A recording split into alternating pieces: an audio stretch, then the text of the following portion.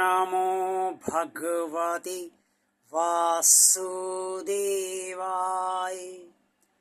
जय श्री हरि, जय श्री भगवान विष्णु जी, जय श्री भगवान कृष्ण जी। प्रिय श्रद्धालु भक्तों,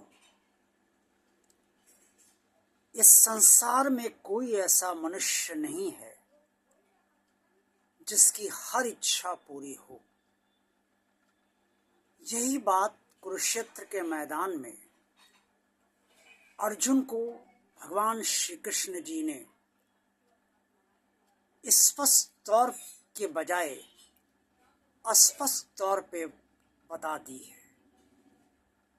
कर्मयोग के अंतर्गत उन्होंने ये स्पष्ट तौर पे बताया है कि किस तरह से कर्म किया जाना चाहिए और फल के बारे में भी बताया है।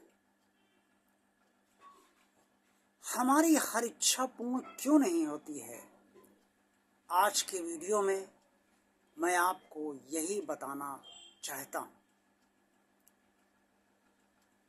सभी लोग बहुत प्रयास करते हैं और ये सोचते हैं कि हमने जो कर्म किए हैं, जिस उद्देश्य को पाने के लिए कर्म किए हैं,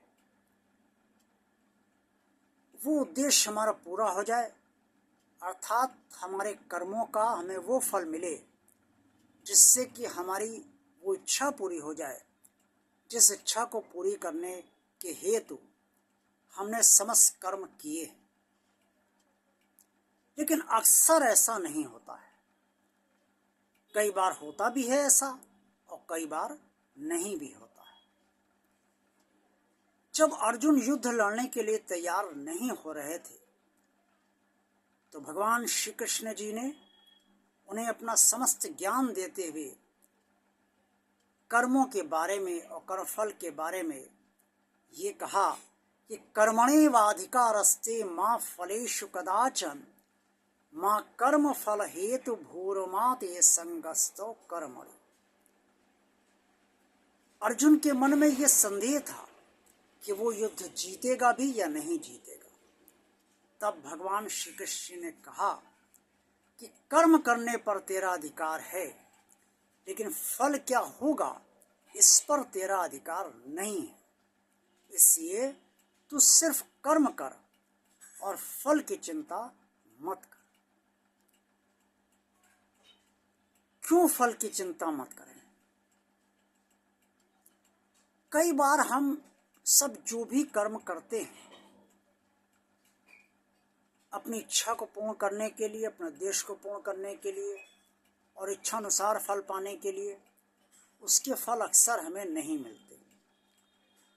जैसे मान लीजिए कोई व्यापारी या कोई भी व्यक्ति आपको किसी से कोई पैसा लेना है और वो आपको पेमेंट नहीं कर रहा है।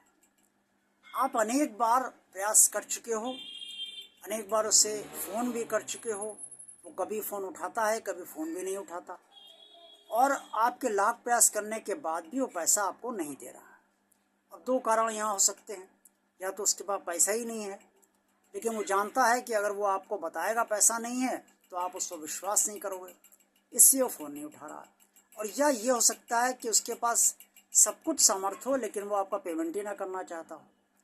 अब आप परेशान होते हो क्योंकि आपका पेमेंट होना बहुत ज़रूरी है, आपके उस पेमेंट से बहुत से कार्य आपको करने हैं, लेकिन आपका वो कार्य हो नहीं पा रहा। इसी तरीके से अक्सर बेटी का विवाह हो जाए, बेटे का विवाह हो जाए, नौकरी मेरी मनोवांछित नहीं लग रही है या नौकरी नहीं लग रही है, उसके लिए बहुत प्रयास करते हैं, कंपटीशन की तैयारी कर रहे हैं, कंपटीशन में सफलता नहीं मिल रही है, उसके लिए बहुत प्रयास कर रहे हैं, क्या करें? फल नहीं मिल रहा है, इच्छा पूरी नहीं हो रही। अब भगवान श्री कृष्ण ने जो कहा उसे समझने की बहुत ही आवश्यकता है। कर्मण्येवाधिकारस्ते, अर्थात कर्म तो आपको करना ही है। अपनी इच्छा आपकी जो भी है, जो भी उद्देश्य आपने बनाया है उसकी प्राप्ति हेतु संपूर्ण कर्म और पूरे कर्म आप पूरी निष्ठा से अवश्य कीजिए। फल की इच्छा मत कीजिए। फल की इच्छा ना करें। क्यों? क्योंकि जब आपका काम नहीं होता है तो कई अदृश्य बुरी शक्तियां आपके काम को रोक देती है, आपका काम नहीं होने देती। और जब आपका काम होता है तो बुरी शक्तियां को काम नहीं करने दिया जाता और शुभ शक्तियां वहां पर सक्रिय हो जाती हैं और वो आपको फल प्रदान कर देती हैं। अब ये बुरी शक्तियां हर बार निष्क्रिय क्यों नहीं की जाती हैं और शुभ शक्तियां हर बार सक्रिय क्यों नहीं होती हैं, ये तो परमात्मा ही जानता है।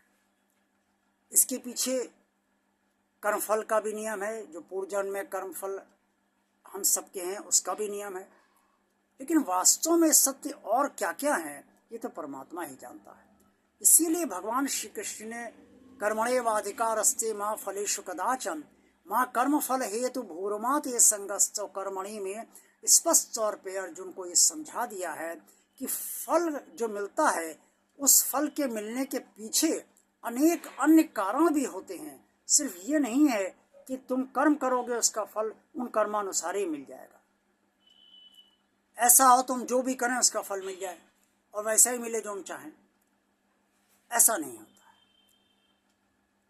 इसलिए भगवान श्री कृष्ण ने कहा, इसलिए ही कहा कि फल की इच्छा तुम मत करो, फल की इच्छा त्याग कर अगर कर्म करोगे तो फल तुम्हें जो भी मिलेगा उससे तुम्हें कोई क्लेश नहीं होगा। अगर मान लो तुम्हारी इच्छा के विपरीत फल मिला तो बहुत क्लेश नहीं होगा। सोचा कि वे कर्म तो किए, ये तो संतुष्ट रही, फल नहीं मिला, नहीं मिला।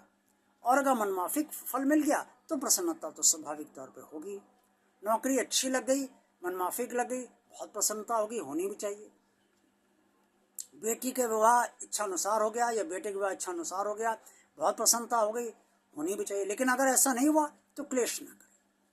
तो फल मिलने के पीछे अनेक अदृश्य कारण होते हैं और फल ना मिलने के पीछे भी अनेक अदृश्य कारण होते हैं। इसीलिए फल की इच्छा त्याग कर यदि कर्म किए जाएं तो फल ना मिलने के फल इच्छा अनुसार ना मिलने के से कोई क्लेश नहीं होगा और फल इच्छा अनुसार मिल जाएगा तो प्रसन्नता तो होगी।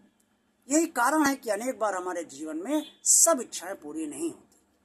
आज का वीडियो आपको पसंद आया तो इसे लाइक अवश्य कीजिए। देखते रहिए आप सब भगवान आप चैनल। जिन श्रद्धालु भक्तों ने भगवान आप चैनल को अभी तक सब्सक्राइब नहीं किया है वो भगवान का कार्य आगे बढ़ाने के लिए, भगवान का कार्य चलता रहे, इसके लिए इस चैनल को सब्सक्राइब अवश्य कर दें।